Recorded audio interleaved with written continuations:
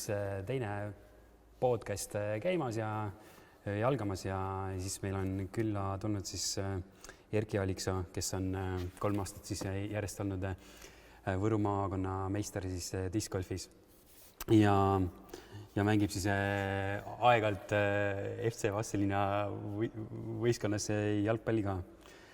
Ja aastal 2019 oli lausa 3. Lõunaliigas parim väravakütt.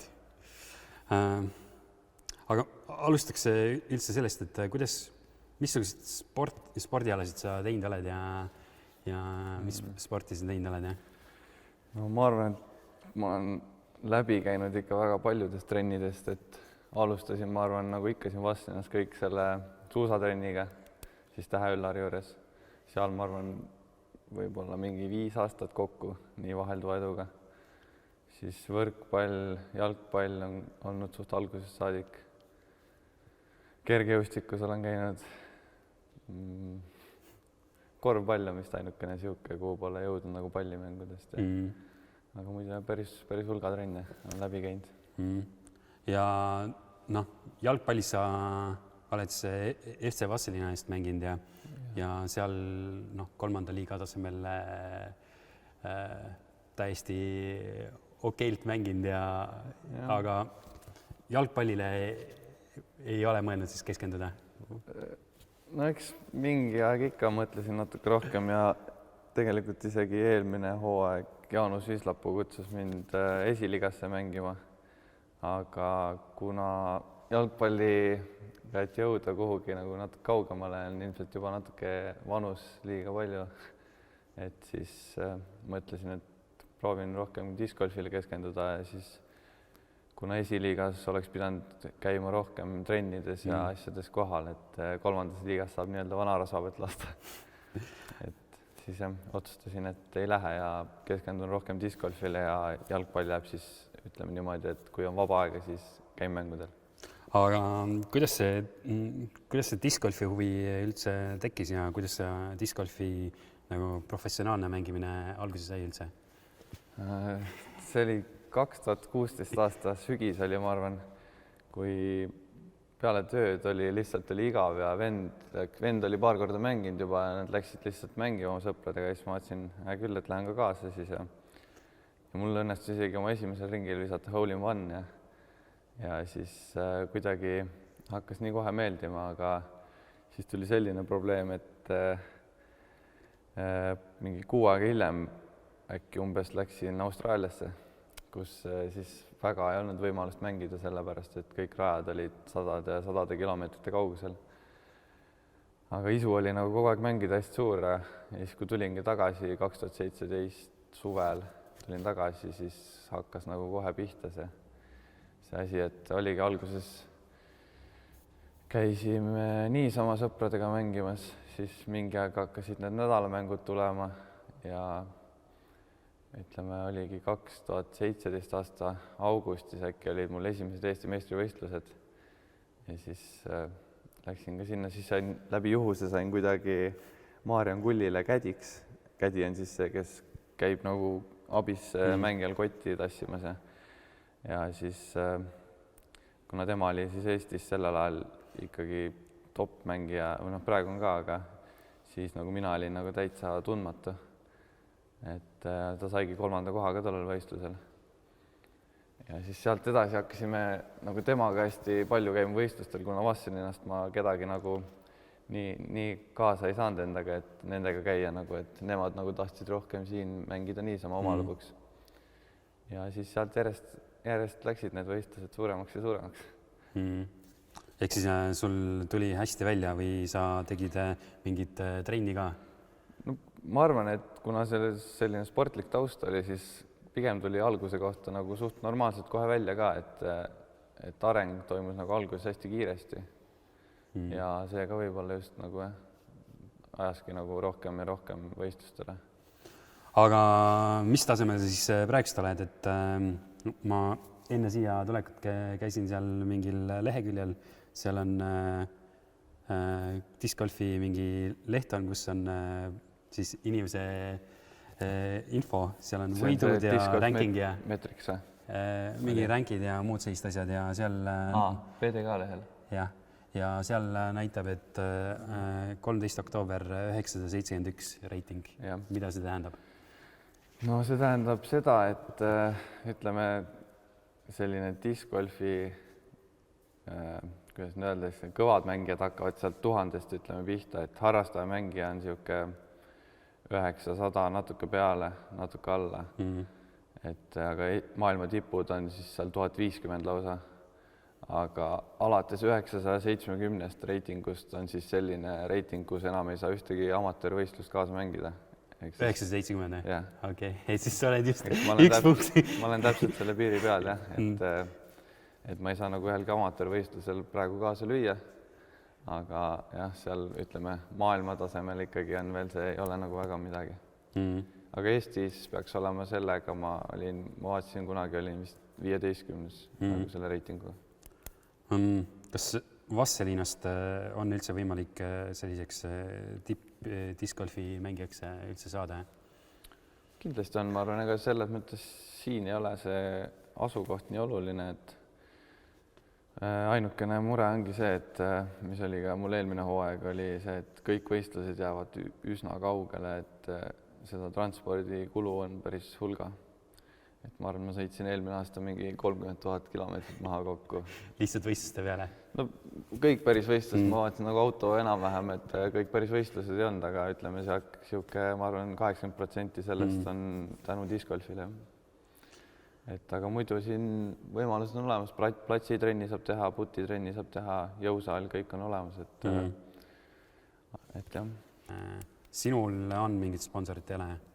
Minul hetkel ei ole ühtegi sponsorit, et olen praeguseni veel ise hakkama saanud, et aga eks ta keeruline on, et ütleme nii kaua, kui sa mängid seal nädalamänge, mis on ütleme sihuke 5 eurot osalemine, siis nagu ei oleks midagi, ütleme sealt edasi läheb, on siuksed väiksed karikasarjad, on 20-30 eurot kuni 50 eurot osalus, siis kui sealt edasi veel lähed, on, ma ei tea, mitmepäevased võistlused, siis tuleb juba osalustasuga sinna 50 kuni 100 euro sisse ja sealt tuleb juurde ka siis majutus ja transport ja siis nüüd see hooaeg on plaanis ka, kui lastakse muidugi, on plaanis ka välisvõistlusi teha kaasa.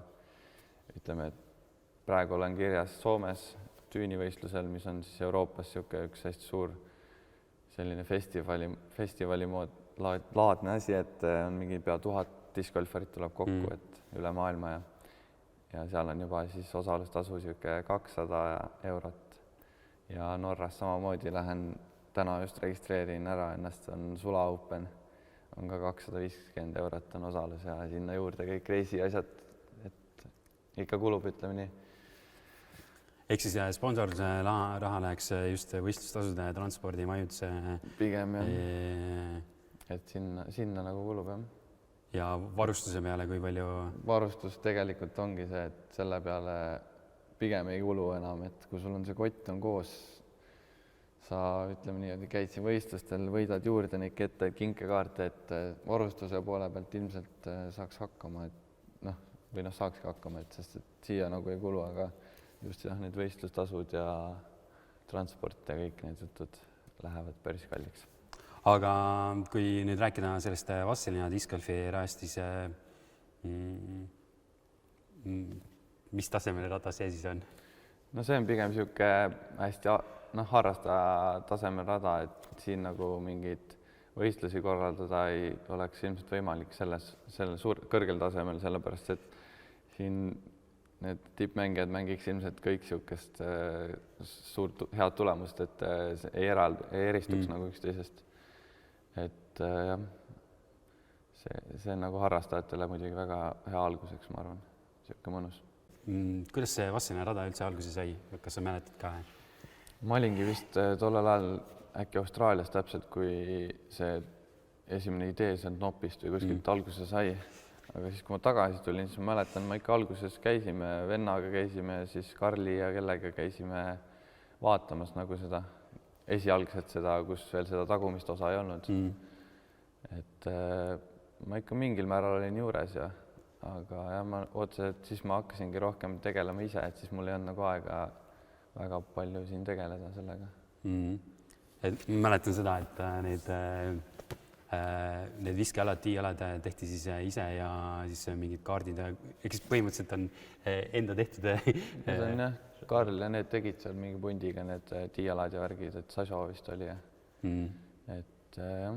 Ja siis kunstmuru katted toodi vana Levadia jalgpallistaadionilt seal, et kohalik ettevõtja Kalmergigas tõi siis Tabina karjääri, seal lõigati siis tükkideks ja siis traktoriga toodi sealt. Selgus jah, et need on ikkagi väga rasked, et neid käsitsi väga ei liiguta.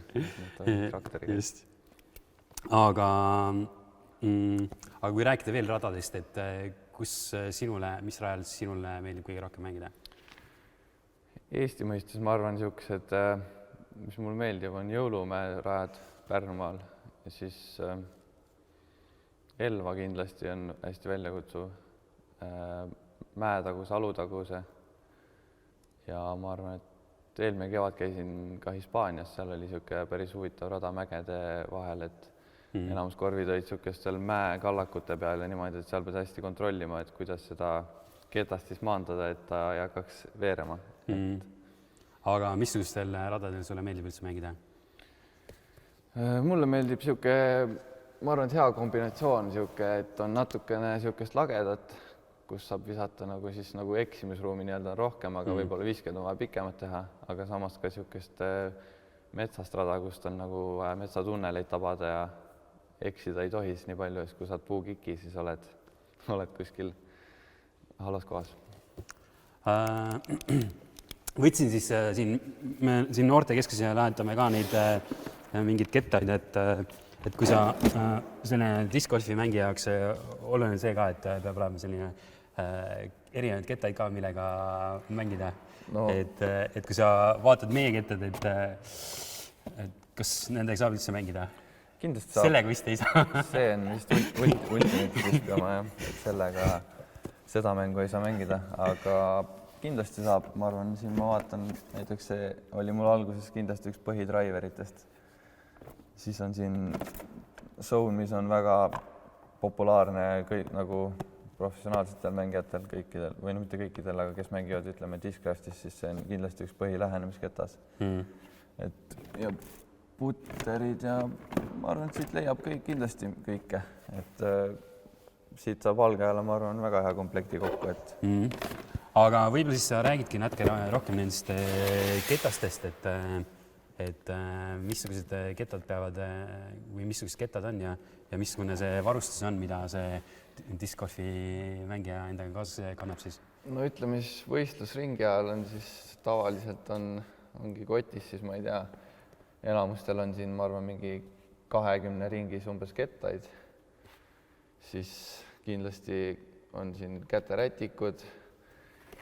Kui pikad ringid on, siis kõvasti müslipatoone, et suurtel võistlustel võivad, ütleme, võistlusringid olla 4-5 tundi pikad isegi, siis on tool tavaliselt või vihmavari, kui on vihmast ilma lubada.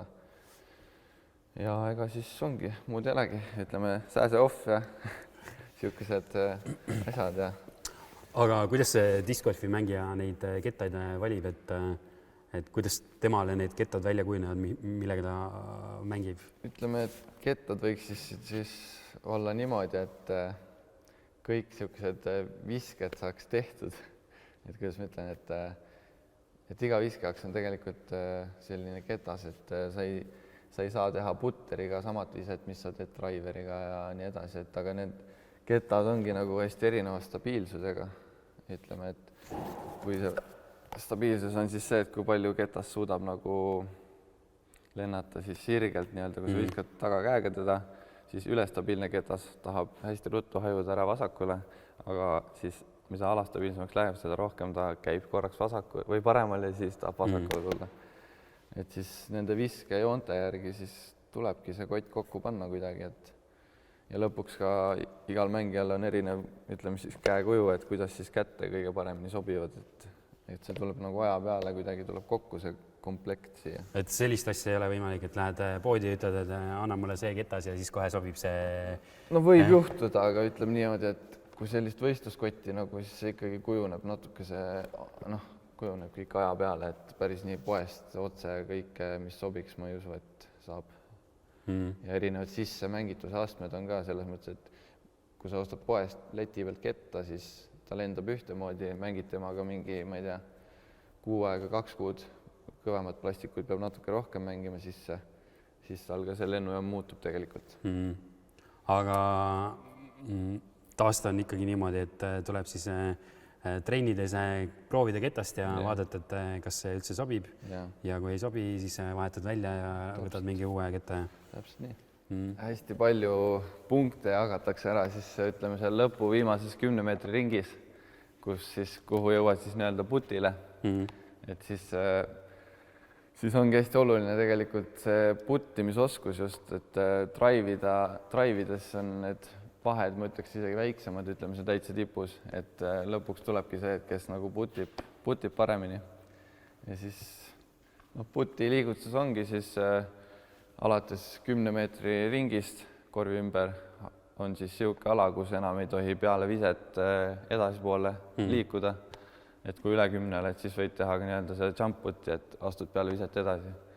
Ja puttimisel üldiselt on siis kasutatakse siukest grippi umbes, et need sõrmed on siin, jälle kuidas kellelgi mugavam on siin niimoodi all. Üks sõrm on jälle siin rimmi peal kuidagi, kuidas kellelgi mugavam. Ja siis käsi võiks liikuda võimalikult nagu sirgelt, et ei too teda kuskilt siit niimoodi või siit või et siis nagu saad kõige stabiilsemalt nagu seda ühtlast sirget viset. Ja siis teedki siukesi väikseid randmeliigutusi ja see on nagu siuke, aga üks asi on tõesti see trennis teha seda ja teine asi on see võistluspinge, et kui sa oled võistlusel, teed seda sama asja 5 meetri pealt, siis trennis laod järjest 50 tükki sisse, ei ole midagi, aga võistluse ajal lähevad mõtted vahepeal uitama ja siis käsi ja pea ei tee enam koostööd väga hästi, et juhtub, et tuleb ka 5 meetri pealt ja isegi vähema pealt tuleb tegelikult eksimusi. Aga kui palju sina üldse trenni teed siis? No hetkel, kuna on talv, siis ütleme nii, et peale tööd väga palju sellist mängulist trenni ei jõua teha, et kui on vahepeal olengi siin skatepargis käinud seda niisama putitrenni tegemas ja siis ütleme, et 3 korda nädalas käin jõusaalis, et sellist üldfüüsilist hoida. Et aga ilmselt kui nüüd natuke ilmad lähevad paremaks ja valgem on ka pikemalt, et siis ikka põhimõtteliselt ma arvan iga päev, et peaks ikka väikselt trenni tegema. Et eelmine hooaeg ma vaatasin, eile just oli mul mitte augusti, vaid suvekuudel oli siis keskmiselt 24 võistlusringi kuu jooksul. Ehk siis ma arvan, et terve suve peale üldse mingi võib-olla 10 päeva, kus ei mänginud nagu discgolfi. Aga ja see jõusaali treening, kui oluline see siis on? Ma arvan, et mingist hetkest ikkagi tuleb mängu, ütleme, kui sa saad seal mingi distantsi ära, et selline, ma arvan, 120, 30, 40 meetrit drive'i, et sealt edasi natukene saada, siis on vaja ka natuke juba jõudu rohkem sinna taha. Et siis kindlasti tuleb nagu vaja kasulik. Ma siis ise proovin ka, et ma ei ole väga discgolfi üldse mänginud, kuigi rada on siinsamas ja võiks käia, ja siis proovin Erki ketastadega visata, et siis ma peaksin panema niimoodi. Need lähevad nagu siia laiali, paned nagu siia kätte ja need on siin nii toeta. Ja siis viskan lihtsalt niimoodi. Nagu eest tõmbad nagu sirgelt, käsid rohkem siit alla, mitte nagu niimoodi, siit alla ja siia keha juurde pigem. Okei, niimoodi, jah? Ja siis nagu... Ja sirget on visata. Siin ei on nagu seda, sa võid kettale andma nagu seda spinni ka, et selline surumine. Okei. Natukene ka spinni juurde. Juba parem. Aga siis, kui ketas maadub sinna peale, siis see loeb? See ei loe. Kui ketas jääb siia peale seisma, siis see ei loe. Siis sa pead märgistad siia alla endale markeriga koha, selle väikse markeriga ja siis putid sisse. Kui siin mõni noormees või tütarlaps mõtleb ka, et tahaks discgolfis tippu jõuda, siis kuidas tema peaks alustama? Kui mingeid küsimusi ja asju on, et siis kindlasti nagu küsida juba nende käest, kes on mänginud ja ega siin muud ei ole kui trenni, et seal praegu on küll väga päris mitu sellist noort, kes nagu on kes teevad väga palju trenni ja on juba väga heal tasemel. Ma arvan, et tulevikus siin Eestis ikka on neid. Ehk siis nemad alustavad mis vanuses? Praegu on siuksed, nad on mingi siuke 12-13 on juba ja mängivad väga hästi, et saab küll. Aga seda tehnika asja siis YouTube'ist või kuskilt mujalt? Algatuseks kas või YouTube, et eks ise ka alustasid. Kõigepealt tegid valesti ja siis hakkasid vaatama, kuidas õigesti tehakse, et lihtsam on muidugi alustada kohe õigesti, et kindlasti Vastsõnas ja siin Võrumaal võib-olla ei ole neid treeninguid ka, aga ütleme Tartus ja sealt edasi Tallinna poole, et seal saab ka trennidesse kohe, et saab kohe õigesti hakata õppima asja. Ehk siis treener peaks ikkagi vaatama, kuidas see viskamine toimub? Nojah, sest pärast, kui sa ise õpid endale mingi liigutuse valesti sisse, siis seda pärast välja harjutada on palju raskem, kui kohe õigesti õppida.